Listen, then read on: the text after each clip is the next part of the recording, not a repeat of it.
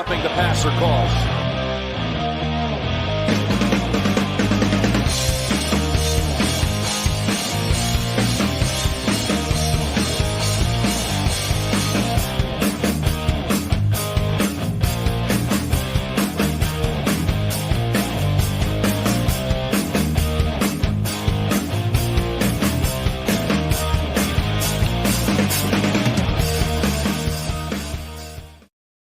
What is up, everybody? Welcome to Roughing the Passer Week 9. Roughing the Passer Live, one of Facebook's only live call-in shows about the wonderful sport of football.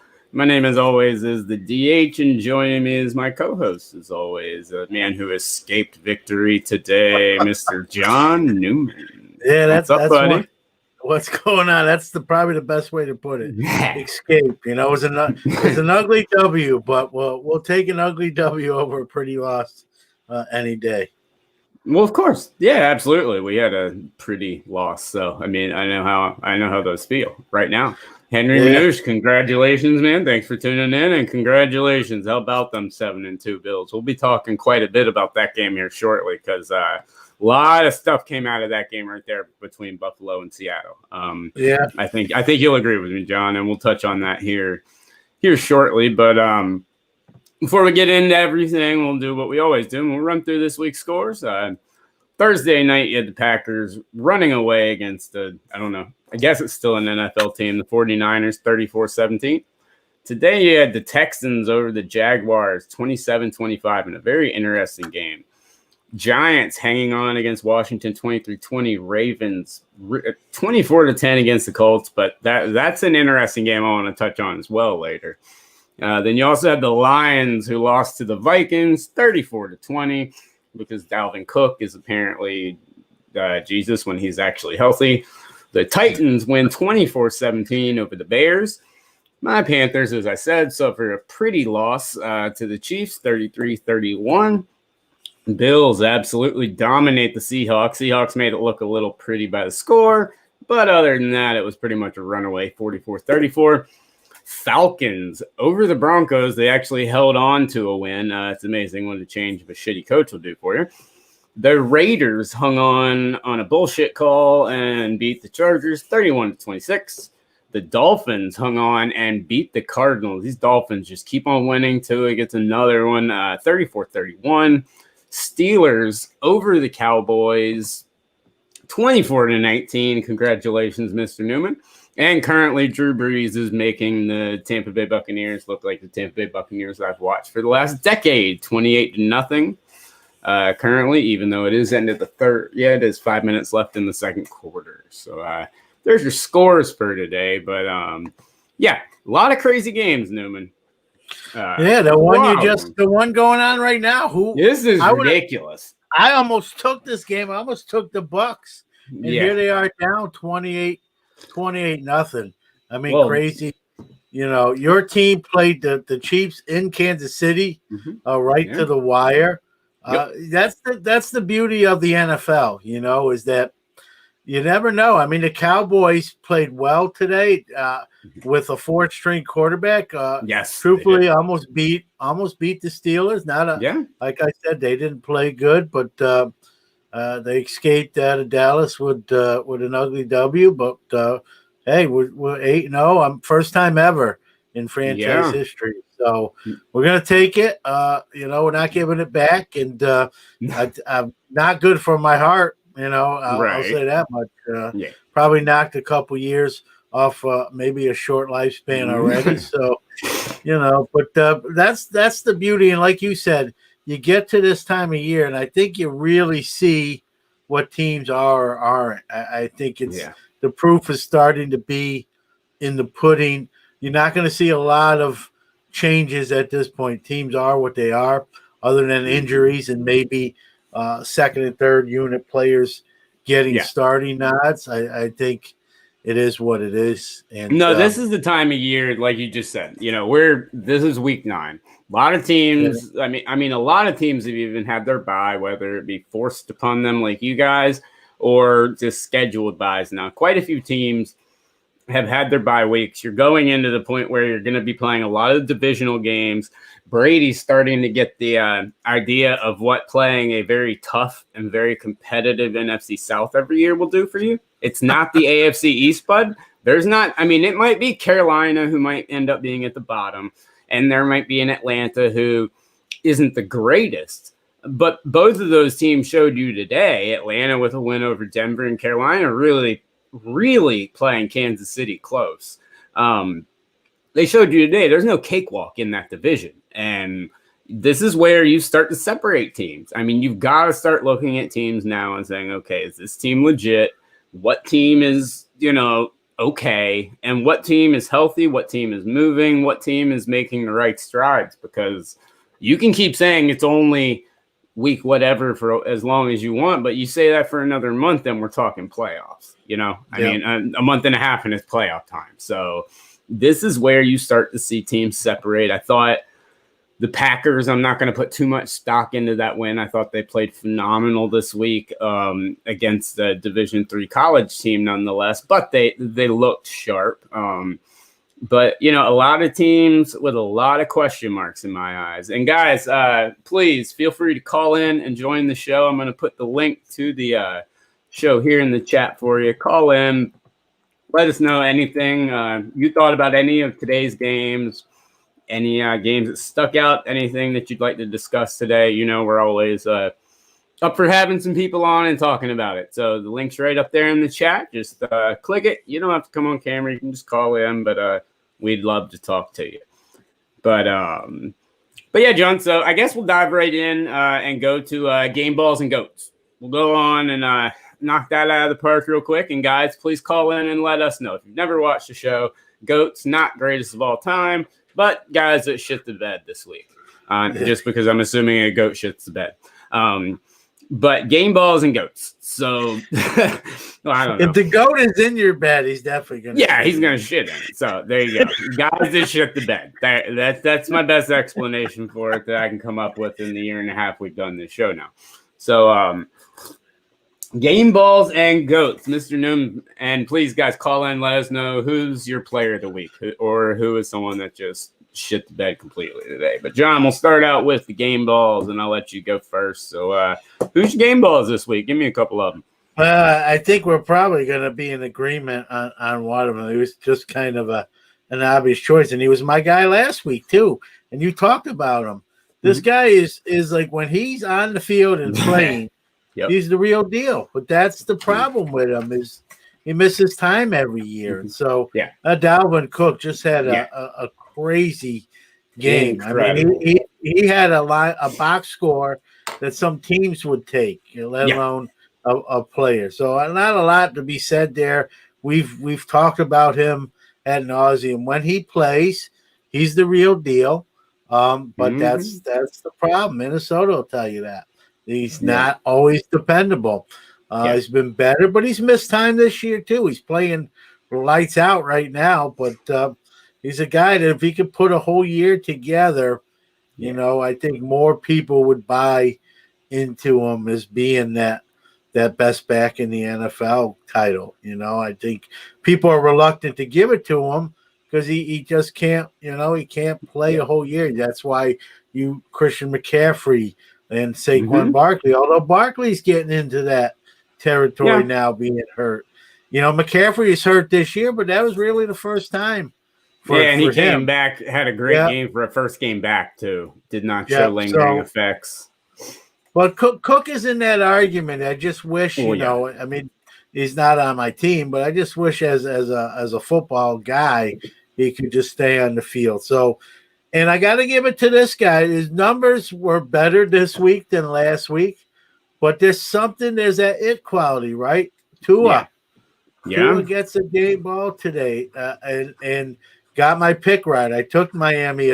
I rarely take underdogs in my picks. I did this week. Yeah, and he made my pick true to my word, and so he played well. He went toe to toe with a second-year solid quarterback in Kyler Murray, and that was became a shootout. A game that kind of probably should have took the over, just like the Bills Seattle game. And But he's showing, hey man, this is my job. I'm here to stay. And Miami's 5-3. We talk about the Bills and the passing of the torch from the Patriots to the Bills. I think that's true. Mm-hmm. And we kind of just think, oh well, the Patriots will pass the torch to the Bills and they'll be the second best team. No, they're not. It's all of a sudden this division is Bills, Miami, like it used to be, it used to be when I was a little kid. Same here, And so kind of nice to see as someone who the Patriots had their day. I know Patriot fans are going to like to hear that, but like to see a changing of the guard there. And I think the Bills win the division, but Miami is in the playoff talk hunt. So and with a rookie quarterback, nonetheless. So exciting stuff. You look at that division, and then you look at the NFC East, and just night and day between. I mean, the Giants, the Jets kind of could play in the NFC East, I think. But other than that, I don't think the Patriots are good, but I also don't think they're as bad as they've been playing either. I think they're somewhere in between. And then my third game ball, I have three. Okay.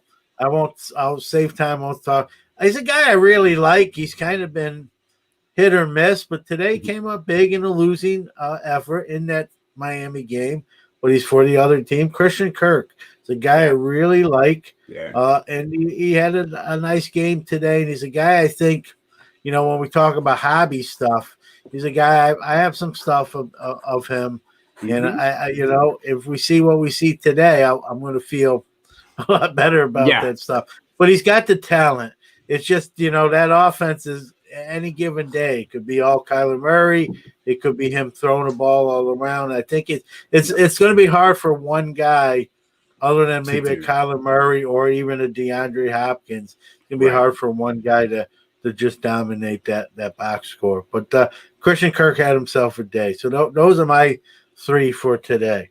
Nice. I Dalvin Cook first on my list. So, I mean, that dude is just a monster. When he's healthy. If he can stay healthy for the rest of his career and not have any big major setbacks, you're looking at a guy that's going to legitimately break records over and over and over and over again. I love Dalvin Cook so much. I just wish they could field a semi-competent team around him or know what to do. When you got someone that dynamic, you should be able to do everything else amazing with receivers like Thielen, with receivers like Jefferson or Jackson. You've got to be able to finish any game off with ease. I know today they won, but they've struggled mightily this year, even when Dalvin Cook has these games. You've got to be, Dalvin Cook has these games, you should be beating teams by 20-some points. He gives it to you. He gives it to you every single week. I love it. Dalvin Cook, number one on my list. Number two, comes in a losing effort, and I'm going to keep talking about it because it really should not have been a loss. I really hate the replay rule where, if there's not enough evidence to overturn the call, you should always go with the original call. Always. And I'll always agree with it. If I can't tell 1,000%, I will always go with whatever they said first because that's how you play football. That's what the ref called. I don't know. Maybe that's because I grew up without replay. But Justin Herbert, again, played phenomenal. 28 for 42, 326 yards, 2 downs. Also had 9 rushes for 28 yards. This kid has that it factor times 2. Nothing affects him anymore. Took a monster hit, looked incredibly shaken up by the people that I was talking to when the hit happened, and came right back in and had a phenomenal game. Once again, though, he doesn't walk away with the victory like Tua that you were just talking about, who just got a victory. And so I'm really concerned, and we can touch on this right when I'm done here if you want, how many more good games this kid can have if they don't start winning. You've got to win some of these games. To become elite in this league, you have to win. And at some point in time, he's just going to have to put him on his back and say, look, I don't care how shitty my defense is going to be. I don't care how bad my defense is going to let off in the second half. I don't care how easily they're going to let the other team get at least 3 points when they need it. I'm going to come down and win. And so I know that's a lot to ask from a rookie, but I mean, that's the position he's put in. But Justin Herbert played phenomenal today. But again, they come away with the loss, even though, in my opinion, they should have won. And my third one, well, you said Christian Kirk, the guy throwing him the damn ball, Kyler Murray. My God, man. That kid is a beast. Like I said, there's two quarterbacks that lost games, but Kyler Murray is incredible. He played phenomenal today. He looks like an NFL quarterback, and I was one of his biggest doubters. Me too. Listen, I'm not going to let you take all the heat. I thought he was going to be a bust. I'll say me too. It. Listen, me too. And so we're both wrong. So don't you know? And I think a few. And listen, we're not the only ones too. There's a few people who get paid to make assessments who whiffed on him, and so it happens. It happens. And good for him. Maybe he heard those things and worked on his game, and here we are. He looks great, Kyler, today. Like I said, he lost, but he lost to a team that, I mean, I'm going to be honest. I think that team's going to be sneaky good the rest of this year. I think they're not going to be talked about that much unless Tua starts to just put on the damn Tua show. I think that because no one's going to believe in this team, just like if the Panthers were making a run. No one is going to believe in this team compared to the KCs, the Baltimores, the other people in that division. That's a scary damn defense, dude. And I mean, even though they gave up a lot of a kid in Kyler Murray, that's a top-tier quarterback in this.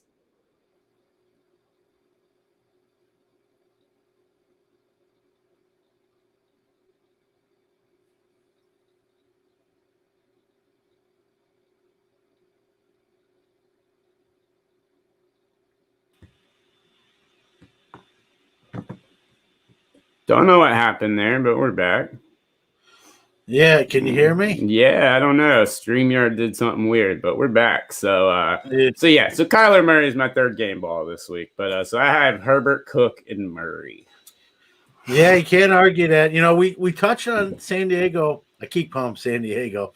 I think they'll always be San Diego to me. But the Chargers last week, there's coaching issues there. They keep finding ways to lose. This isn't on Justin Herbert. He has no picks today. It's not like he's costing them ball games. So I'm gonna completely let him off the hook, as he shouldn't be on it. I really starting to look like Anthony Lynn's probably not the guy for that job, and so they got to really reassess, like we talked last week. So we'll kind of keep it short. They got some coaching issues there that they gotta fix, and I think Herbert long term is going to be fine. Look at the quarterback rookie class this year. It's between Burrow, Tua, Herbert. Who am I missing? What now? Apparently, I mean, holy cow, dude! And it's crazy because when you look at some past years, we thought Darnold, Baker, that class, Rosen was going to be what we're seeing from this class. And I really was sold on Burrow.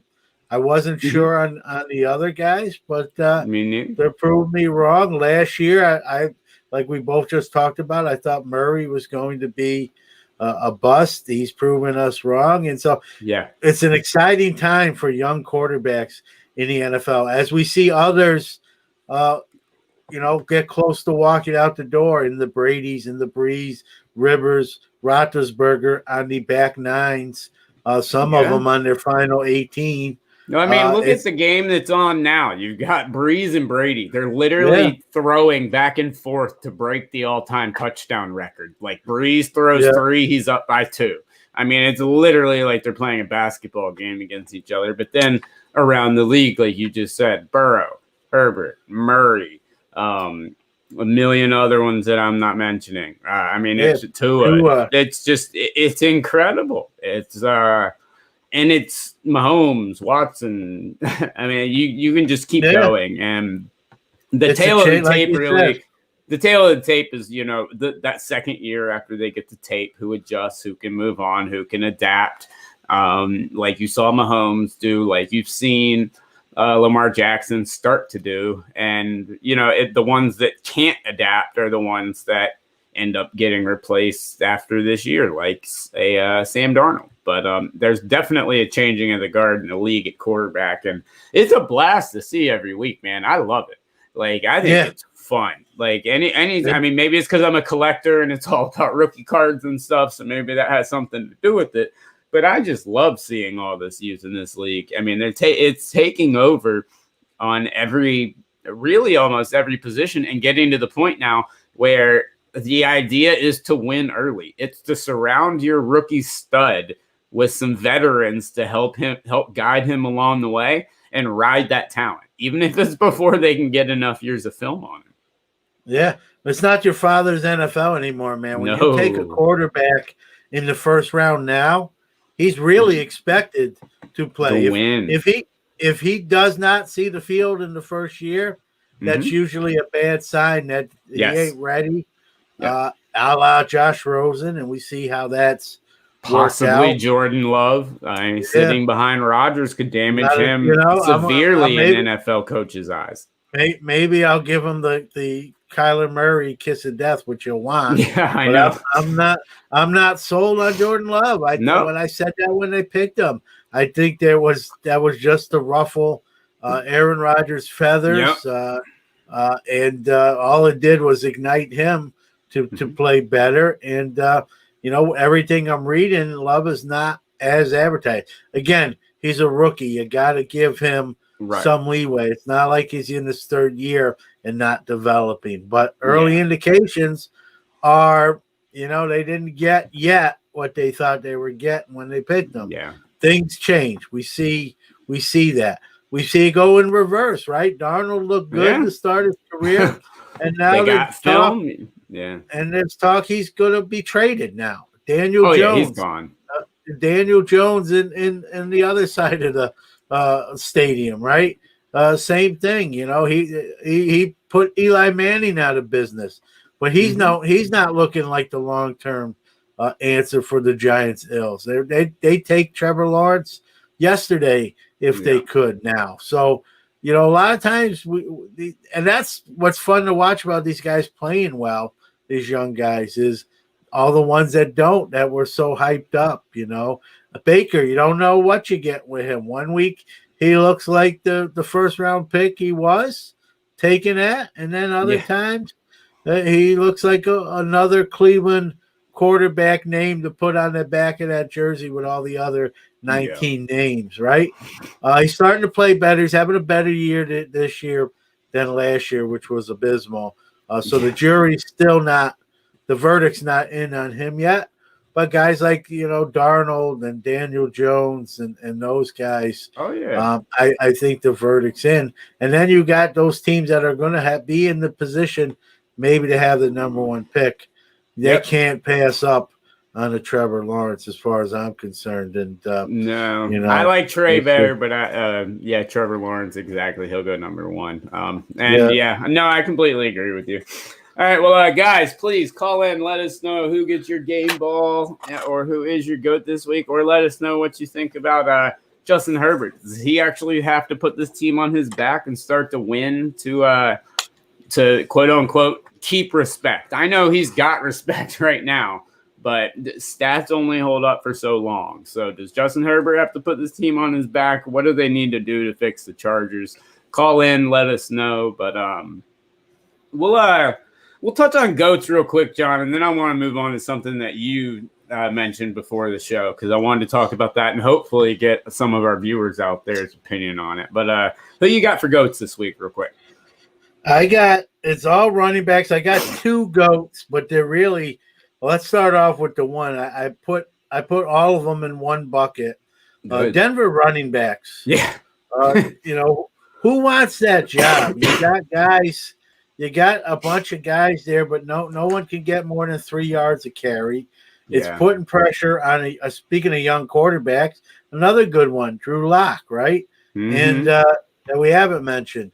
But he's now getting in a position where it's really he's got to do it all by himself with the receivers.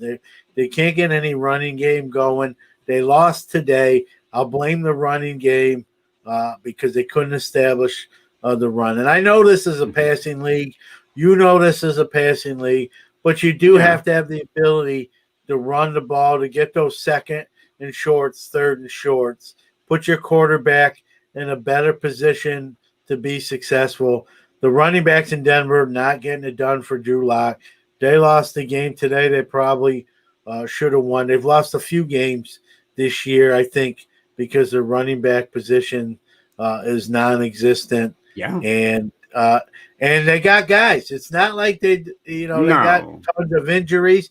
It's just the guys they got haven't really stepped up, and no one's taken this job and said, I'm going to be the workhorse back. I think it's affecting Drew Lock. So I'll put all Denver running backs are my GOAT.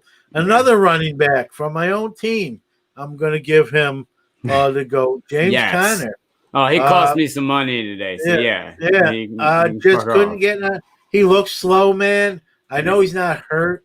I listen – if you read between the lines, Pittsburgh don't think he's the long-term answer. They've drafted Benny Snell. They've drafted Anthony McFarland. If they thought James Conner was the guy they're hitching their wagons to, there'd be no McFarland drafted in the third round and Benny Snell in the second round.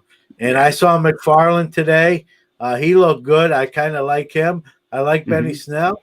But Conner just doesn't hit the hole quick.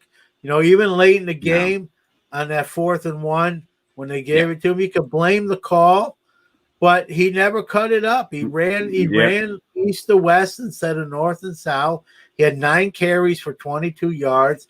I'm not blaming the whole game of poor Steeler play today on him. Special teams was abysmal as well. Danny Smith, if I was Tomlin, would be packing his bags pretty soon, but that's a whole nother story.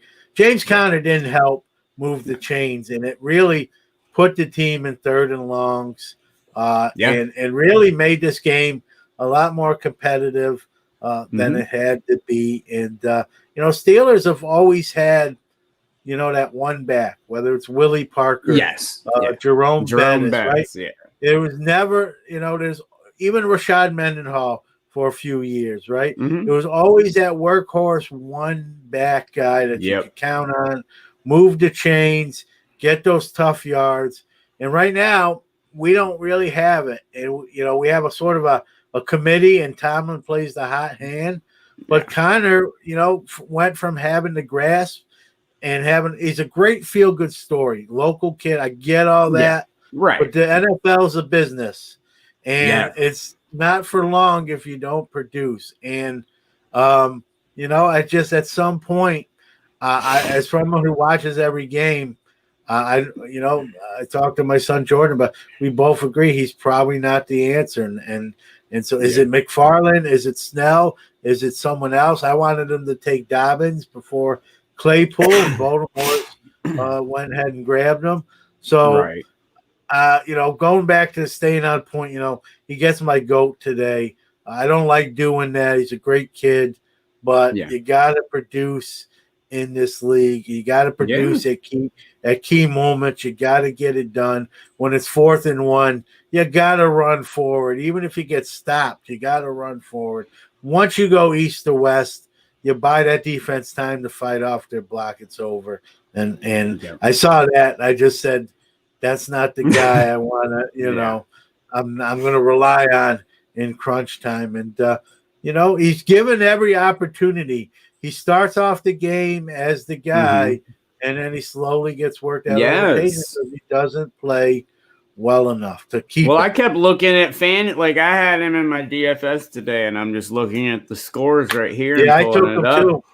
And I mean, had he done anything, I'm in some big money, just like this stupid bullshit San Diego game, which I'll talk about some more in just a minute, because as you can tell, I'm still pissed. Yeah, I took him because it wasn't. Yeah, because it wasn't a small amount of money.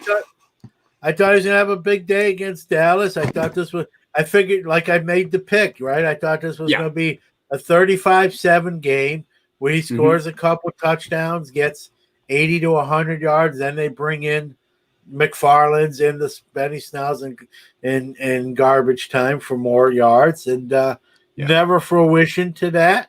And he didn't play well, and he got pulled. You know, he and came he back deserved in. to be. Yeah, and so you know, he's again a great story, a great kid, all that stuff. But you know, this is about winning games, and when you're 8-0 or 7-0 at the time, all those feel good stories mean nothing when you're trying to play. And you're coming back, like you're fighting back in a game. Like, come on, dude. Like, if you're gonna start to put in some major effort and really start to push forward and cement your job, these are the damn games you got to do it in. When a team needs you, I mean, I watched that game because it was the only game on in the second half here. So I watched the whole game, and I mean, it drove me crazy. Like the kid had no power, no drive, nothing. So I completely he's slow to the hole, and he runs. The other thing he does, completely. He runs into traffic. Yeah, he's awful. He does not. He's not patient for the holes or anything. So I completely agree with all three of those, and both of those. Yeah, and, that's all I'll give you two as well, and then we'll move on because we're about a little over halfway through the show. But my first one's Russell Wilson. And he's been in MVP conversation a lot. He's been one of the best quarterbacks all year, but I don't want to hear any excuse about I'm playing Buffalo. None of that bullshit. Like I've seen the stats. He has no offensive line. He's running for his life all year, but he's also completing like 65-70% of those passes. So him running for his life is nothing new. He's been doing it all year. He played okay. But he would have played great, except for every bad play was an interception or a fumble. Like every bad play was a massively bad play. And so maybe it's because I never get a chance to put him on this list, but Russell Wilson's got to go on this list. And my other one are the refs in that Chargers game. If there's not enough evidence to overturn the call, go with the fucking call that you made. It's in the rule book.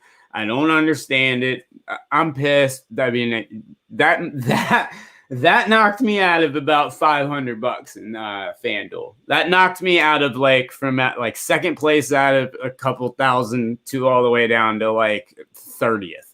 So I mean, it was a massive, massive hit for me. But he caught the ball, and if he didn't catch the ball, well, there's no video replay that shows enough conclusive evidence. If you disagree with me, please call in and join the show, John. You might, but the Chargers, the refs in that Chargers game get my other one because those calls. I know it's a throwaway season, and people might laugh at it 10 years from now. I don't think it's going to be historic. It's historically remembered and revered. But these refs can be a joke sometimes. And there were a lot of bullshit calls in that Cowboys-Steelers game for both sides, all game, refs in general. But that Chargers call, you make the rule. If you're going to do that, then change the damn rule. Change the wording of the rule. Don't imply that there's got to be enough physical evidence to overturn it and then see not enough and then still overturn it. You just can't do that. So I put the refs on them. I'm bitter. I mean, like you said, sometimes some of these games, it seems like the refs make their own rules up. You know what I mean, I don't like them putting it in their hands. Follow it to a T. You know, anytime you're talking about the refs, it's not a good thing. Exactly. The best refs and the best games are when you're not talking about the refs. Exactly. So the fact that we're even having that conversation tells you all you need to know. And I might as well put Tom Brady on that list, but I'll throw Tom Brady on at the end because he's shit in the bed tonight. Taysom Hill's playing good though. Maybe it's Taysom Hill's playing better than Tom Brady, and he's the backup quarterback. Maybe it's the curse of Antonio Brown, man. Maybe it is. Speaking of, welcome back to the NFL, Antonio Brown, and welcome back to the NFL. More importantly, and pretty cool, Des Bryant. Congratulations. That dude, I was never a fan because I'm not a Cowboys fan. So I was never a huge Des Bryant fan, but the dude had an immense amount of talent. And like watching him, I've watched him on social media. I follow him because he's funny as crap. And I followed that whole comeback and everything. And to see him step on the field today, albeit, I don't blame him for coming back and ring chasing. Baltimore might have been the wrong team, but I don't blame him for attempting it. It was cool to see him back on the field today. Antonio Brown, I really couldn't give a shit about. And judging by Tom Brady and basically the football in general, I couldn't give a shit about him either, as it's 31-0. Although I am digging the proton pack that Bruce Arians has on. Yes. I don't know exact. Yes, that's a good idea. Yes, Bruce Arians has apparently announced his involvement in whatever this next Ghostbusters movie is. So if you're looking forward to it, he keeps losing games like this. He probably should go to Hollywood. His football career could be over. I don't know what he's wearing. Like there is, and I know what it is. It's the headset but I've never seen it like on the outside like that. It's funny to see. And me neither. I like you said, I saw Ghostbusters myself. So you never know what they do in these empty stadiums at halftime these days. Maybe that was the halftime show. Maybe he was shooting ghosts. Who knows? We'll have to ask the 5 fans in attendance that are staying for this shit whipping. He ain't shooting the Saints, that's for sure. The team is good as advertised. And, I watched this whole game. Obviously, they're playing my Panthers start to finish, like with my eyes glued. And I think this is a really good Kansas City team. What I think today was, at least as far as today. Now, until last week, the deep ball was gone. Mahomes finally got that back, and that's dangerous. It looks like he's found that deep ball again, even though they didn't use it too much today. But if he truly has that back, it is a dangerous football team. But today, I think this was more of surviving a game where this Panther team, I think if McCaffrey hadn't gotten hurt, I think by now this Panther offense would be terrifying. And I think by the end of this year, if McCaffrey stays healthy, what Matt Rule is able to do creativity-wise with the speed of Curtis Samuel, Christian McCaffrey, and DJ Moore, and a tight end of Ian Thomas, who's athletic and can move. I mean, and is still learning football. He's only played it a couple years, period. I mean, I think this is just a really good offense. McCaffrey coming back, you didn't really know what to expect. And, I mean, let's face it, Rule throws a lot of weird stuff at you. And at first I was kind of like, okay, this is just gimmicky and it's not going to work. But it has its place. And it is thought out, and there is a reason for it. And you see these weird, creative jet sweep touchdowns today when everyone's focusing on McCaffrey. And, I think today was more of a Carolina team that's just overperforming. And in the end, they lost a shootout, which is how they're going to lose because that defense isn't that great, especially on third down. We have the third historically worst third down percentage. We allow over 50%. So I don't know. I think the Kansas City teams is good, but to answer the question, as good as advertised, I don't know. Do I think they're a Super Bowl lock? Hell no. Well, I did before the season started. Me too. If you're asking me today, and I don't want to jinx nothing. Yeah. Steelers are in the AFC. The minute I say Kansas City's not as good, they'll prove me wrong, right, beat my Steelers, and go back to the Super Bowl. And so I want to be careful.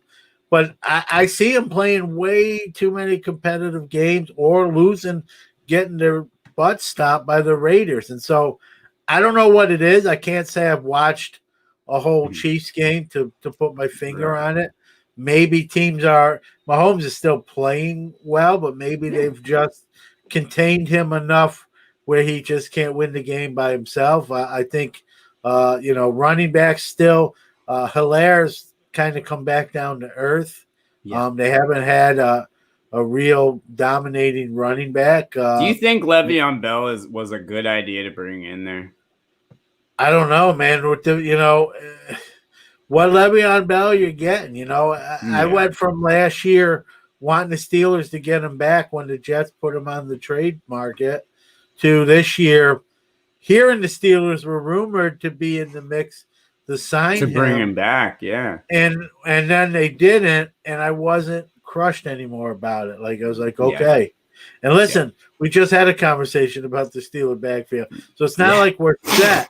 But I don't know if he's the guy that he once was. You know, running back shelf lives for most running backs. You know, you got those rare exceptions, your Frank Gores and those type of guys. But running back shelf lives are really a short burst, a short window. And you know, someone say, "Oh man, sitting out that year, he kept some hits off, he kept some wear and tear off." He also got a year. He also got a year older without. He got a year older without a playing year older, and there's nothing to be said about that. Now you go to the Jets. I don't think that scenery and that system and that front office bodes well for success. But, you know, I don't know. He looks like a guy that's, you know, everything has to come to an end. And, you know, fireworks explode, but then they come back down, right? They fizzle down. I think he's on that.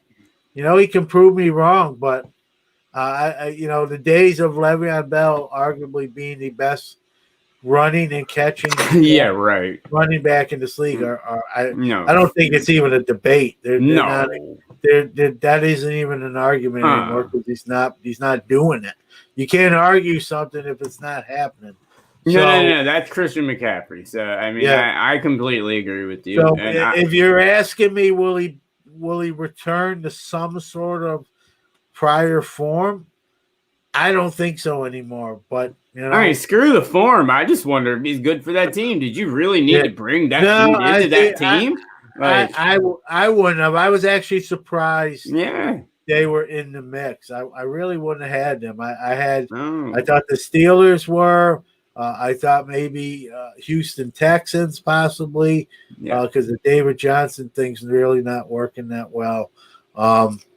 You know, there's probably 4 or 5 other teams I would have put before Kansas City to go for a service. And we don't know who made bids. That's where he wanted to go. I understand why he made the choice. I mean, he wants to win a ring. He wants he's title shopping, and so he signs with the team that just won it and didn't lose a whole lot and has a great quarterback and looks like the part.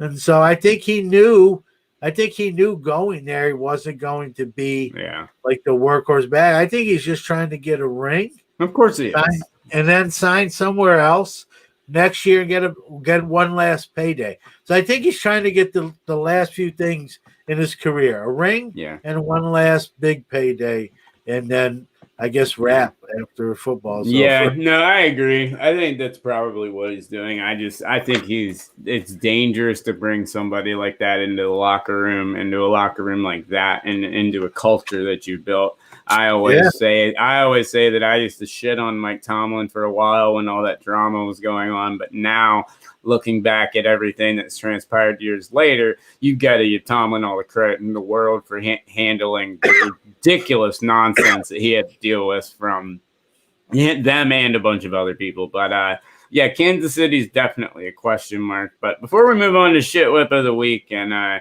wrap up today's show, I wanted to ask you one more question, and it concerns the Ravens-Colts today.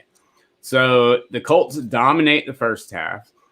And in the second half, it's literally 17 points for the Ravens, none for the Colts, and they end up winning 24-10. Now that drops Indy to 5-3, Baltimore to 6-2. We said Miami's 5-3, 5-4. I can't remember now. 5-3. They're 5-3. Yeah, okay. So they're the same as the Colts.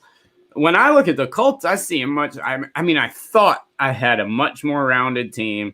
A team with a scary defense, with an offense that was coming together, but the last couple of weeks, they've not looked great, whether they won or lost. Today, they really didn't look good at all. I was just waiting for the Baltimore comeback to start, and when it did, it was not a surprise. Baltimore surprised me a little bit. They've started off slow a lot this year and had to really kick it into gear to win some games, and I think they need to fix that quick. As we mentioned, it's not weeks 4 or 5 anymore. We're going into week 10. You need to start games strong and finish them strong from now on, especially when you get to the division.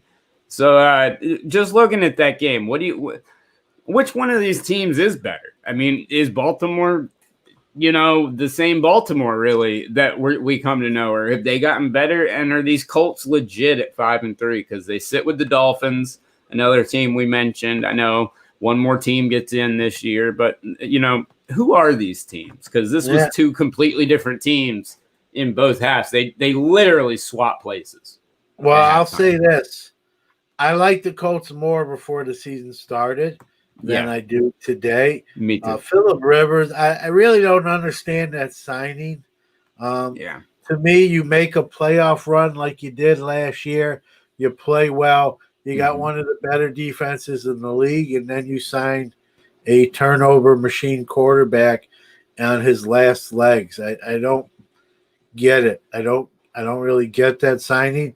You have a guy in Jacoby Brissett. I'm not saying he's the next big thing, but I would rather have him in the game. Honestly, I don't really get the Rivers signing. I think it was a panic. I think they've been in panic mode since Andrew Luck said, "I quit." Honestly, I think they've just been terrified. And I think they know they're too good to get that high pick for one of these up and coming quarterbacks. So, I get that, but I thought that was really a head scratching move. I thought you probably roll with Brissett, or you sign somebody like a Teddy Bridgewater, which you got in Carolina. But I don't know. Their defense is pretty solid. Their offense, they got guys. I mean, I like Jonathan Taylor long term. T.Y. Hilton is getting a little long in the tooth, but they got some other young guys there too. Zach Pascal. They probably should be playing better. I think offensively is where the letdown is, and Phillip Rivers is still going to turn the ball over and put yourself in a compromising position, which is why I wouldn't have signed him. Sure, I would have. You'd say, well, he's got that experience. You're right, but what is the experience? He doesn't have a Super Bowl. He doesn't have a ring. He throws a lot of picks. I mean, there's got to be more to it than, hey, I played double-digit years in the league. You know what I mean? Yeah. And so I thought that move sort of hurt him, believe it or not. Yeah. It probably shakes Jacoby Brissett's confidence. Like, hey, they started me and believed it, and now they went and signed a 39-year-old, guy without a ring to take my position. Yeah. So it's not like they signed Tom Brady. You know what I mean? Right. So I thought that move was bad. I think it's had some effects in that locker room, maybe. And on the field, he throws he coughs the ball. He throws the ball to the wrong team, and so he hasn't been. I will say this. He hasn't been as bad this year as he was last year. Maybe that's due to Frank Reich being his coach now. Yeah. I don't know. But he's still not a guy I would have gave the job to. No. Again, a head scratcher there. Is it all his fault? No. I think I don't know what they got. The offense could use a few more play. T.Y. Hilton's no spring chicken. He disappears at times too. He's not consistent. And so I think the offense is where they need to focus on in the draft and rebuild that offense. And, their defense will keep them in games like we saw today. But I don't know if their offense can win them games like we saw today. And that's the dilemma. Truthfully, at 5-3, I'm a little surprised because they haven't played to me. Yeah. 5-3. No, me neither. I think that Dolphins team is better. And at the beginning of the year, I thought Indy was really ready to make that move. I've thought it for 2 years now. It's that team. It's like it's the Texans before them. I kept thinking they were going to make the move, and they didn't. The Rivers was a complete and total panic move. They just tried to scramble and get whoever they wanted. I think they thought they could easily get someone like Teddy Bridgewater, but I don't think everyone anticipated Cam moving because they're stupid. I don't know.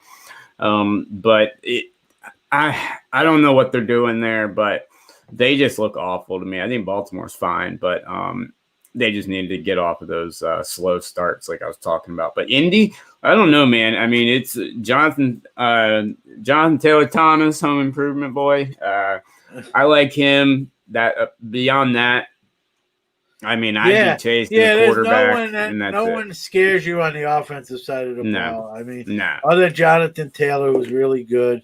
He's a rookie still too, so you ain't gonna be able to just ride him to wins yet. The Rivers. I thought Rivers was going to go to a team that just absolutely had no quarterback.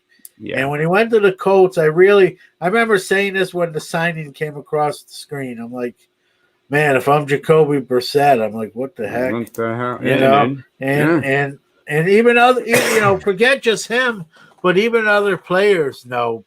Yeah. The other players in this league know players in this league. They're probably like, why are we signing a 39-year-old washed-up quarterback? Mm-hmm. We got this when we don't even try him. Like, him. Like, give him the like this. We got a quarterback that's mobile, that can move, that doesn't turn the ball over as much as this guy, yet we're bringing this guy in. And we've got a run game despite having zero offensive line. But yeah, let's bring in a quarterback that doesn't move and that's fucking old as shit.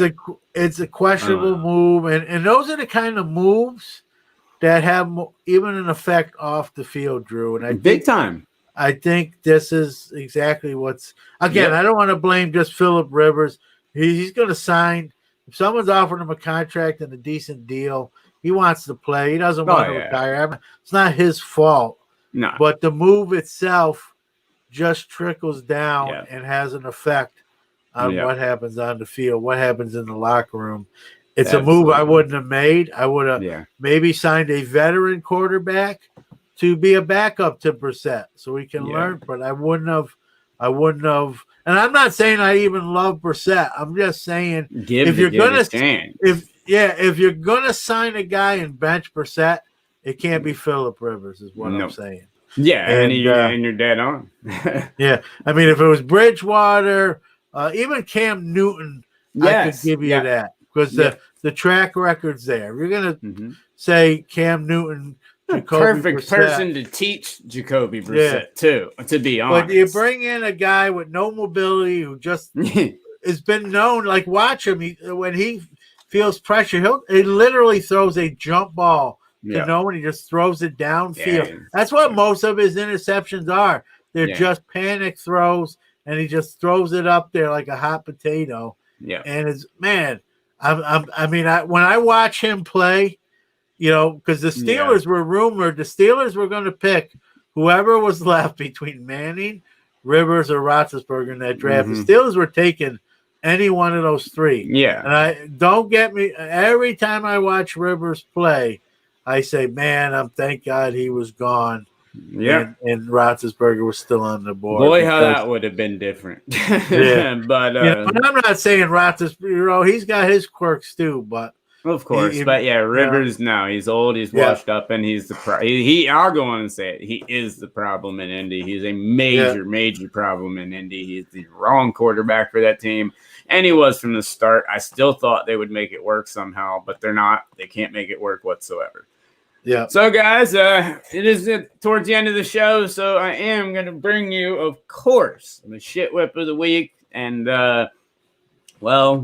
Newman.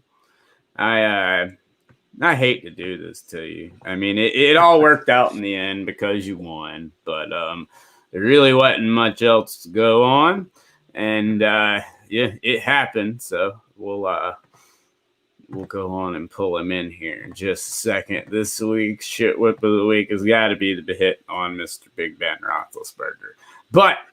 It's not either of the two players. It's not the two players that I'm going to give the shit whip to. And it's the thing I have the problem with most. And it's the damn AstroTurf that they use in these NFL stadiums. Look, I know it makes them play faster. I mean, he took a brutal shot. I'm surprised he was okay in the head.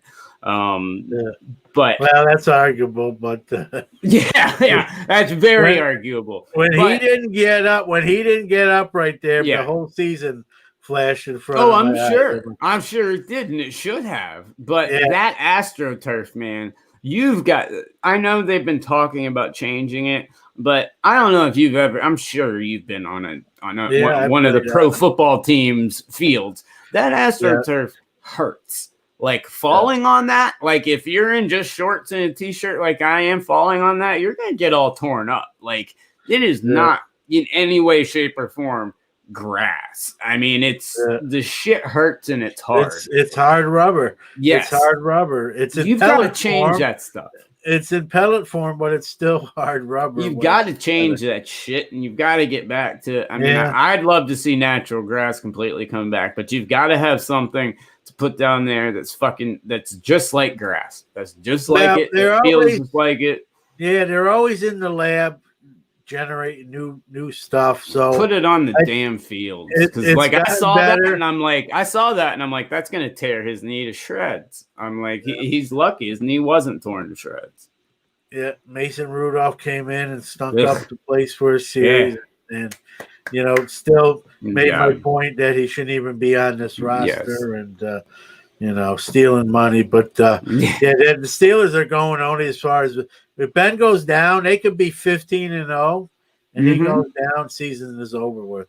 And listen, I'm not happy saying that, but that's the harsh reality. When you go in the off season and you don't address something that happened last year, you're gonna lie in that bed if you don't make it. And they didn't make it. I just hope we don't have to lie in that bed, because it's not gonna be very comfortable. Let's put it down. A lot of lumps. I will say, no, I agree with you. And I will say, I felt really bad about the shitwhip being the Steelers. So I picked out another play that I wanted to watch because it's my favorite play of the game. And I get to do my Chris Berman. So yada, yada, whoop. Got him. I freaking love it, dude. Eric Ebron is a monster. The kid's a beast, dude. I love it. I love the celebration. I like Juju's star dance before, but he whooped him completely. He Bermaned him, and dude, beautiful play. Part of an awesome comeback. They need to utilize. Here he is, and whoop. Yeah, I love it. They need to utilize him a little bit more. Vance McDonald is an afterthought this year, and he won't be back next year. And but I like to see him utilize the tight ends a little bit more. But when you got Juju, Claypool, James Washington, Deontay Johnson, you're throwing the ball vertical. But Ebron gives you that check down, change of pace, and we see what he can do right there. That was a 3-yard pass and a 7-yard after the catch, including, like you said, the hurdle of the defender. And he's talented. And we think he's been in the league a long time, but he's actually not as old. When we signed him, I said to Jordan, I said, man, he's old. And he said, Dad, how old do you think he is? I'm like, he's 30-something. He's like, no, he's still in his 20s. It's just because we had a year collecting cards, and for a year you saw more cards of him than you wanted to see. Yeah. That's what it is.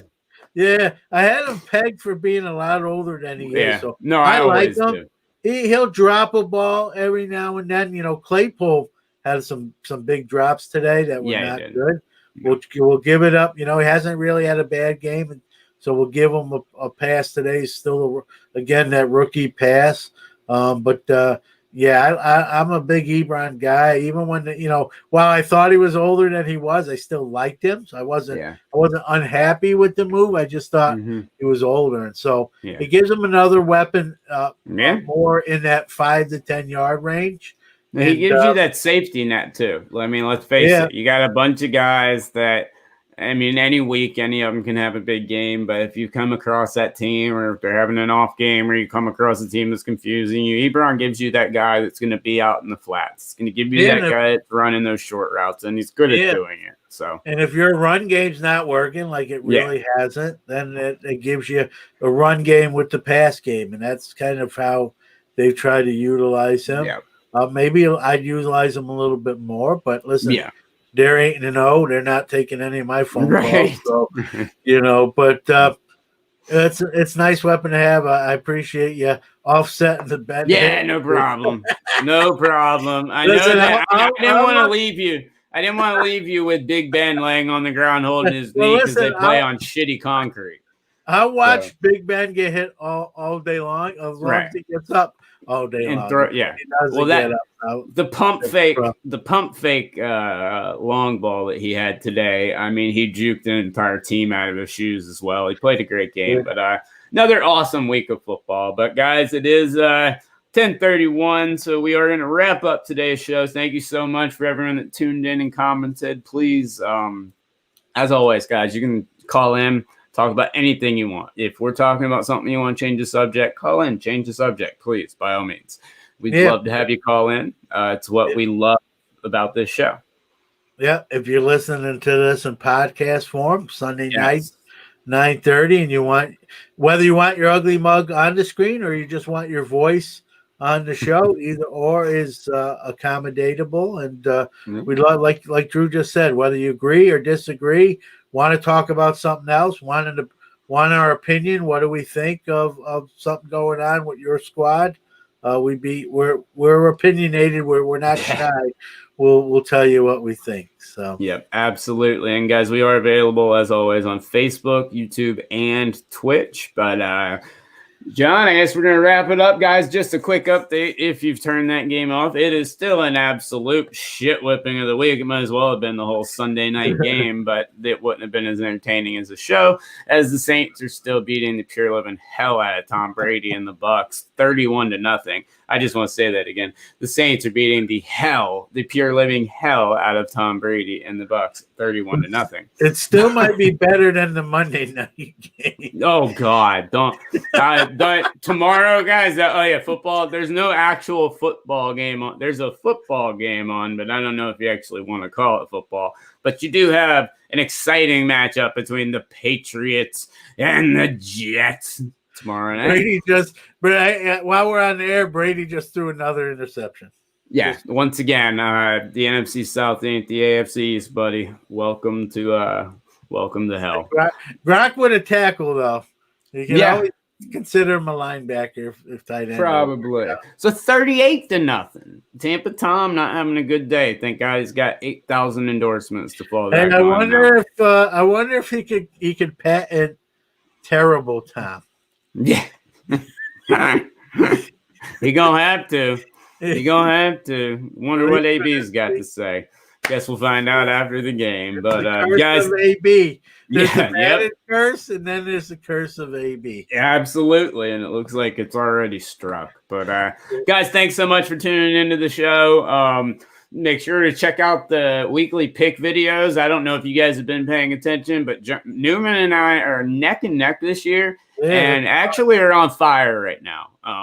These picks, we're not bordering 500 anymore. We've quite well passed it, and heading into man, I looked at the records this week, and it's impressive, man.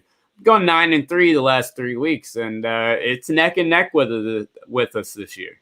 Well, I need to go 2-2 this week.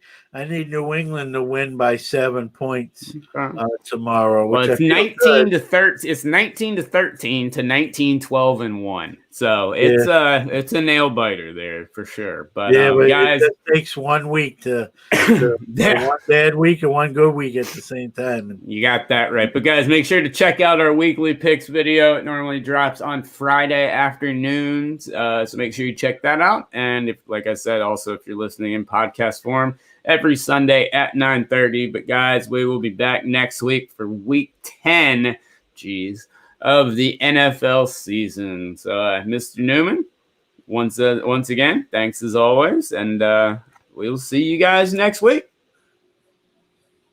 See ya. Roughing the passer calls.